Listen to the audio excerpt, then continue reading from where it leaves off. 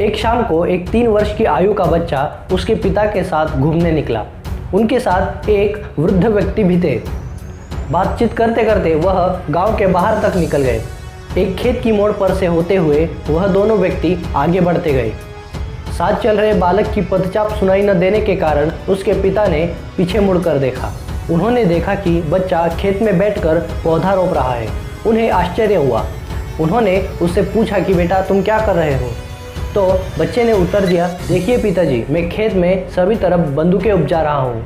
बच्चे ने भोला भाला उत्तर दिया। उसकी आंखें चमक रही थी और उन चमक रही आंखों में उसका दृढ़ विश्वास दिख रहा था कि इस खेत में जरूर बंदूकें पैदा होगी। उस नन्हे बच्चे के शब्दों से वह दोनों व्यक्ति आश्चर्यचकित हुए। यह बच्चा और कोई नहीं, क्रांतिकारी भगत सिंह थे, जिन्होंने भारत की स्वाधीनता के लिए लड़ाई लड़ी और जिन्होंने भारत की स्वतंत्रता के लिए बलिदान दिया। वह सिर्फ 23 वर्ष जिए, लेकिन ऐसे जिए कि जब तक भारत का नाम रहेगा तब तक भगत सिंह को याद किया जाएगा।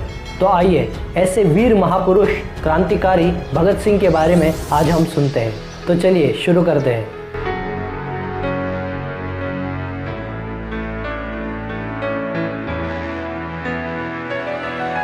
तो पहली जो उनकी क्वालिटी है वो है, एक बार भगत सिंह के लिए कपड़े सिलवाए गए। वह बूढ़ा दर्जी जिसने कपड़े सिलाए थे वह भगत सिंह के घर पर आया और कपड़े देकर लौट गया। वह आदमी कौन था जो कपड़ा देकर गया? यह माँ ने पूछा। भगत सिंह ने कहा, वह मेरा दोस्त था। माँ ने आश्चर्य के साथ पूछा कि क्या तुम्हारा दोस्त है वह? हाँ, इस गांव का हर व्यक्ति मेरा दोस्त है, यह भगत सिंह का उत्तर था। इस तरह बचपन से ही लोगों के दिल जीतने की उनमें योग्यता और क्षमता थी। जब भगत सिंह 4ठी कक्षा में पढ़ते थे तब उन्होंने अपने सहपाठियों से पूछा कि बड़े होकर तुम क्या बनना चाहते हो? तो सबका अलग अलग उत्तर था। कोई इंजीनियर बनना चाहता था, कोई डॉक्टर बनना चाहता था, तो कोई अफसर बनना चाहता था और किसी ने कहा कि मैं बड़ा होकर शादी करूँगा। तब भगत सिंह ने उनसे कहा कि बड़े होकर शादी करना यह कोई बड़ी सफलता नहीं है, यह तो कोई भी कर सकता है। भाई मैं तो बड़े होकर अंग्रेज़ों को हिंदुस्तान से खदेड़ दूंगा। इस तरह भगत सिंह की नसों में बचपन से ही देशभक्ति प्रवाहित हो रही थी। तो दूसरी जो उनकी क्वालिटी है वो है, भगत सिंह ने अपने आप को केवल पुस्तकों का अध्ययन करने तक सीमित नहीं रखा। क्रांति के बारे में वह जितनी जानकारी लेते उतनी ही प्रबल भावना उनके हृदय में क्रांतिकारी आंदोलन में शामिल होने की होती। बंगाल क्रांतिकारियों का प्रांत था। उसने भगत सिंह को अपनी ओर आकर्षित किया। भगत सिंह ने वहाँ क्रांतिकारियों से संपर्क स्थापित किया। उसके प्रत्येक सदस्य को घर बार छोड़कर शामिल होने के लिए हमेशा तैयार रहना पड़ता था। भगत सिंह ने शर्त मंजूर कर ली। उधर उनकी दादी उनके लिए लड़की पसंद कर रही थी, लेकिन उसी समय क्रांति के नेताओं ने उन्हें बुला लिया। घर छोड़ते समय भगत सिंह ने एक पत्र लिखा।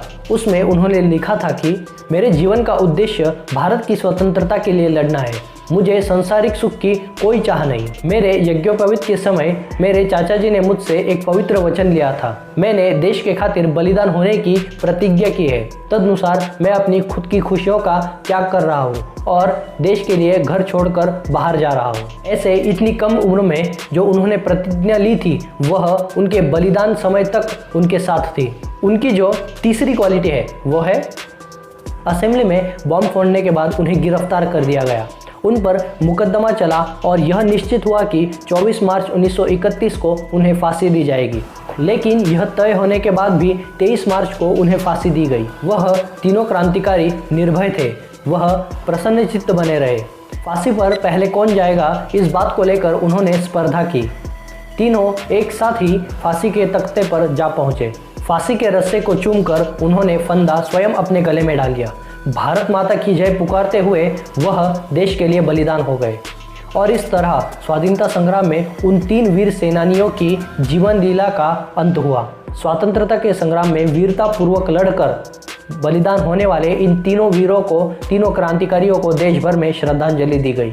आज भी भगत सिंह की वीर आत्मा इस देश के युवाओं के हृदय में त्याग और बलिदान की जो ज्वालाएं हैं वह अबाध्य प्रवाहित कर रही है। उनका साहस, बड़े बड़े असाधारण काम करने की लगन और अटूट देशभक्ति, यह सब आज भी हमारे लिए प्रेरणादायी है। 23 वर्ष में देश के लिए बलिदान करना यह कोई साधारण बात नहीं है। ऐसे ही वीर क्रांतिकारियों के वजह से ही आज देश स्वतंत्र हुआ है। वीडियो कैसा लगा यह मुझे कमेंट बॉक्स में ज़रूर बताइए। कौन सी ऐसी क्वालिटी है भगत सिंह की जो आपको पसंद आई, कौन सी स्टोरी ऐसी है भगत सिंह की जो आपको पसंद आई, यह मुझे कमेंट बॉक्स में ज़रूर बताइए। क्रांतिकारी भगत सिंह को मैं वंदन करता हूँ और आज का वीडियो समाप्त करता हूँ। फिर मिलेंगे अगले एपिसोड में और एक देशभक्त की गाथा सुनने। तब तक के लिए भारत माता की जय।